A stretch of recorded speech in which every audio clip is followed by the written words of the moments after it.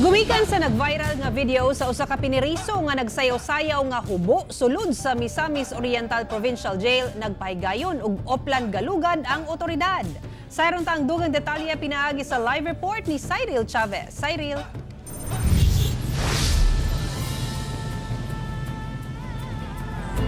Yes, Sara, ubay-ubay nga mga kontrabando ang nasakmit sa otoridad sama na lamang sa cellphone, hinagiban og suspected sabu. Samtang kanhing pugante niining nga prisuhan ang nadakpan na pagbalik.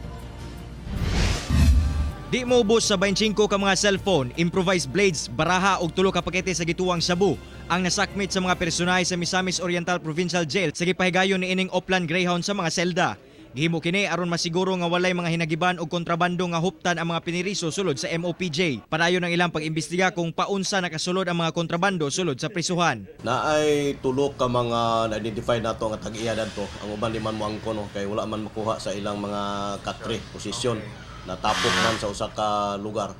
So i-validate nato ni nganong nakasulod. Samtang sa gihimong hot pursuit operation sa otoridad kagabi, nadakpan pagbalik si John Ray Banga, piniriso sa MOPJ kinsa nakasibat sa iyang jail officer escort. Sumala pa nga nagtago-tago gayud ang piniriso sa Taguluan, Misamis Oriental. Maayo na lamang kay mitabang ang mga kabanay og higala sa maong priso, hinungdan nga natultulan kini. For now, sir, amo pa nanggatunan kung angayan ba siya dungagan sa iyahang kaso, no? Mag-report man pud mi dito sa korte kung asa na dinig ang iyang kaso, kung unsay ilahang advice amo buhaton namo.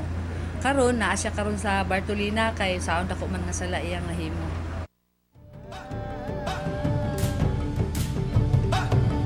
Sara, nagbahad sab ang otoridad o ang mga namunuan sa MOPJ ngadto sa mga empleyado ingon man mga piniriso nga dili maghimo